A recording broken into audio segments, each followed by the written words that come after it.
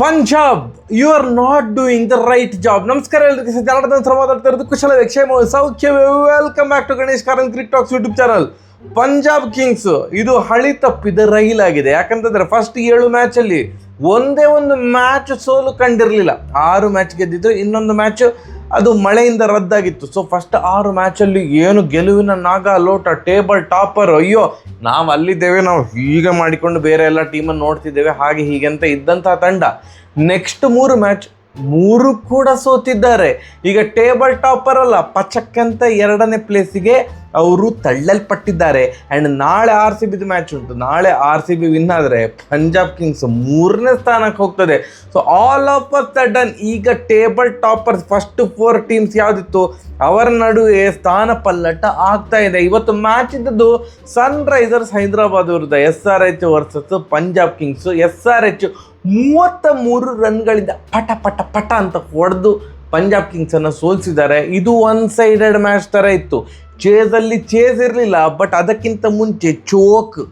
ಎಂಥ ಡಬ್ಬ catching Punjab kings ಇದು ನೋಡಿ. 3 ಕ್ಯಾಚ್ 1 ಸ್ಟಂಪ್ ಔಟ್ ಮಿಸ್ ಮಾಡಿದ್ದಾರೆ. ಯಾವ ತಂಡ ಕೂಡ ವಿನ್ ಆಗಲಿಕ್ಕೆ ಆಗೋದಿಲ್ಲ. That's it. ಆ 3 ಕ್ಯಾಚ್ ಪ್ಲಸ್ 1 ಸ್ಟಂಪ್ ಔಟ್ ಏನು ಮಿಸ್ ಆಯ್ತಲ್ಲ, ಅದರಲ್ಲಿ 2 ಕ್ಯಾಚ್ ಮತ್ತು ಆ ಸ್ಟಂಪ್ ಔಟ್ ಮಿಸ್ ಆದದ್ದು ಚಹಲ್ ಅವರ ಓವರಲ್ಲಿ.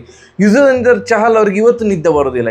ಅಂದರೆ ಯಾನ್ ದಾದ ಮಲ್ಪಡ ಅಣ್ಣ, ಅಂದರೆ ನಾನು ಎಂತ ಮಾಡಬೇಕಣ್ಣ, ಇನ್ನೆಂತ ಹೇಗೆ ಬಾಲ್ ಹಾಕಬೇಕು, ಇಷ್ಟು ಆಪರ್ಚುನಿಟಿ ಕ್ರಿಯೇಟ್ ಮಾಡ್ತಿದ್ದಾನೆ, ಈಸಿ ಕ್ಯಾಚ್ ನೀಡಲಿಕ್ಕೆ ಆಗ್ತಾ ಇಲ್ಲ ಅಂತಂದರೆ ನಾನು ಇನ್ನೀಗ ಏನು ಮಾಡಬೇಕು ಬೌಲರ್ ಆಗಿ ಅಂತ ಅವರು ಖಂಡಿತವಾಗಿ ಕೂಡ ತಲೆ ಚಚ್ಕೋತಾರೆ. ಆ್ಯಂಡ್ ಶಶಾಂಕ್ ಸಿಂಗ್ ಅಣ್ಣ ದೇವ, ಈ ಒಂದು IPL ಅಲ್ಲಿ ಹೈಯೆಸ್ಟ್ ಕ್ಯಾಚ್ ಬಿಟ್ಟ ಫೀಲ್ಡರ್ ಯಾರು ಅಂತಂದರೆ ಶಶಾಂಕ್ ಸಿಂಗ್. ಒಟ್ಟು 6 ಕ್ಯಾಚ್ ಬಿಟ್ಟಿದ್ದಾರೆ. ಇವತ್ತೊಂದು ಈಸಿ ಕ್ಯಾಚ್ ಬಿಟ್ಟರು, ಕೊನೋಲಿ ಕ್ಯಾಚ್ ಬಿಟ್ಟರು ಒಂದು. ಬಟ್ ಅವ್ರು ಅಟ್ಲೀಸ್ಟ್ ನಾಟ್ ಔಟ್ 100 ಆದರೂ ಹೊಡೆದು ನಾ ಬ್ಯಾಟಿಂಗಲ್ಲಿ ಏನೋ ಒಂದು ಮಾಡಿದ್ದೇನೆ ಮಾರ್ರೆ, ಪ್ರಾಯಶ್ಚಿತ ಆಗಿದೆ ನನಗೆ, ನಾವು ಬ್ಯಾಟಿಂಗಲ್ಲಿ ಸೂಪರಾಗಿ ಆಡಿದ್ದೇನೆ ಹಾಗೀಗೆ ಅಂತ ಹೇಳ್ಬೋದು. ಬಟ್ ಶಶಾಂಕ್ ಸಿಂಗ್ ಎಂತ ಮಾರ್ರೆ, ಸೀರಿಯಸ್ಲಿ ಒಂದು ಮ್ಯಾಚಲ್ಲಿ 3 ಕ್ಯಾಚ್ ಬಿಟ್ಟು ಮತ್ತು ಈವನ್ ಡೆಲ್ಲಿ ಮ್ಯಾಚಲ್ಲಿ KL ರಾಹುಲ್ ಅವ್ರದ್ದು ಕ್ಯಾಚ್ ಬಿಟ್ಟು ಅವರು 152 ರನ್ ಹೊಡೆದ್ರು. ಕೊನೆಗೆ ಎನಿವೇಸ್ ಪಂಜಾಬ್ ಅದನ್ನು ಚೇಸ್ ಮಾಡಿದರು. ಅದಾದಮೇಲೆ ಒಂದು ಇಂಜುರಿಯ ನೆಪ ಕೊಟ್ಟು ಕೂರಿಸಿದ್ರು ಅನ್ನೋದು ನನ್ನ ಭಾವನೆ. ಇಂಜುರಿ ಆಗಿದ್ದರೆ ಓಕೆ, ಬಟ್ ಇಂಜುರಿ ನೆಪ ಕೊಟ್ಟು ಶಶಾಂಕ್ ಸಿಂಗನ್ನು 2 ಮ್ಯಾಚಿಗೆ ಕೂರಿಸಿದ್ರು, ನೀನು ಇಲ್ಲಿ ಕುತ್ಕೋ ಬೆಂಚಲ್ಲಿ ಅಂತ. ಮತ್ತೆ ಪುನಃ ಇವತ್ತು ಚಾನ್ಸ್ ಸಿಕ್ಕಿತ್ತು. ಇವತ್ತು ಕೂಡ ಅದೇ ರಾಗ ಅದೇ ಹಾಡು. ಎಂತ ಆಗಿದೆ ಶಶಾಂಕ್ ಸಿಂಗ್ಗೆ. ಆ್ಯಕ್ಚುಲಿ ಒಳ್ಳೆ ಫೀಲ್ಡರ್, ಬಟ್ ಇದು horrible catch. 3 horrible catching. 3 catch team ಬಿಡ್ತಾ ಇದೆ.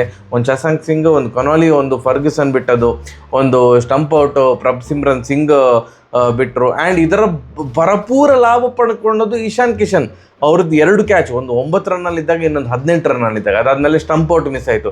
ಹಾಗೆಯೇ ಕ್ಲಾಸನ್ ಅವರ ಕ್ಯಾಚ್ ಕೂಡ ಅವರು 9 ರನ್ನಲ್ಲಿದ್ದಾಗ ಆ ಕ್ಯಾಚನ್ನು ಶಶಾಂಕ್ ಸಿಂಗ್ ಅವರು ಬಿಟ್ಟದಾಗಿತ್ತು, ಕ್ಲಾಸನ್ ಅವರ ಕ್ಯಾಚನ್ನು. ಸೊ ಇಬ್ಬರು ಕೂಡ ಸೂಪರ್ ಡೂಪರ್ 50 ಹೊಡೆದ್ರು. ಇಶಾನ್ ಕಿಶನ್ 32 ಬಾಲಿಗೆ 55 ರನ್. ಆ್ಯಂಡ್ ಆ ಕಡೆಯಿಂದ ಯಾರು ಕ್ಲಾಸನ್ ಅವರು 43 ಬಾಲಿಗೆ 69 ರನ್ ಚಂಡಾಡಿ ಬಿಟ್ಟರು. ಆ್ಯಂಡ್ ಈವನ್ ಹೆಡ್ ಹಾಗೂ ಅಭಿಷೇಕ್ ಶರ್ಮಾ ಅವರು ಆಗಿರ್ಬೋದು, ಅವ್ರದ್ದೊಂದು ರೆಗ್ಯುಲರ್ ಫಾರ್ಮ್ಯಾಟ್ ಉಂಟು. ಏನು ಹೆಡ್ಡೇಕ್ ನಾವು ಭರಿಸಬೇಕು, ನನ್ನ ಟೀಮ್ಗೆ ಹೆಡ್ಡೇಕ್ ಭರಿಸ್ಬೇಕು. ಯಾಕಂತಂದರೆ ಫಸ್ಟ್ ಸಿಂಗಲ್ ಡಿಜಿಟಲ್ಲೇ ಔಟಾಗಿ ತಲೆ ಕೆಡಿಸ್ಬೇಕು. ಇಲ್ಲೇ ಇದ್ದರೆ ನಾನು ಡಬಲ್ ಡಿಜಿಟ್ ಹೊಡೆದ್ರೆ ಐ ಮೇಕ್ ಶ್ಯೂರ್ ದ್ಯಾಟ್ ಆ ಪವರ್ ಪ್ಲೇಯಲ್ಲಿಯೇ ದಡಬಡ ಅಂತ ಹೊಡೆದು ಒಪೋನೆಂಟ್ ಇದು ಒಂದು ಆತ್ಮಸ್ಥೈರ್ಯವನ್ನು ಫುಲ್ಲು ಮಡಚಿ ಬಿಡಬೇಕಂತ. ಹಾಗೆ ಆದದ್ದು ಇವತ್ತು.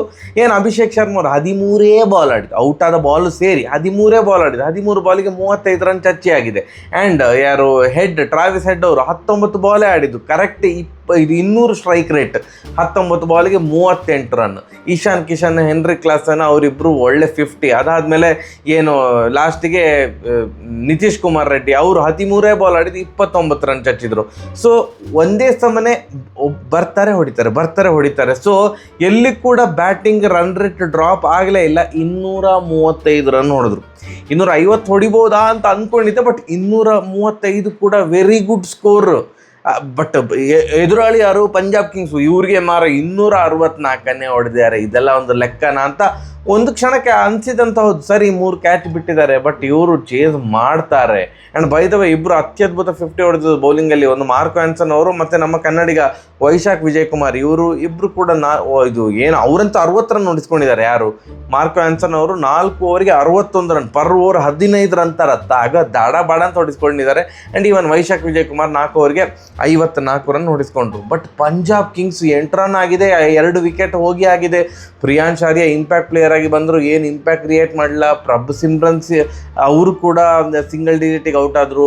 ಮತ್ತು ಅವರ ಎವರ್ ರಿಲಯಬಲ್ ಬ್ಯಾಟ್ಸ್ಮನ್, ಅವರ ಕ್ಯಾಪ್ಟನ್ ಶ್ರೇಯಸ್ ಅಯ್ಯರ್ ಅವರು ಸಿಂಗಲ್ ಡಿಜಿಟಿಗೆ ಔಟ್ ಆದರು.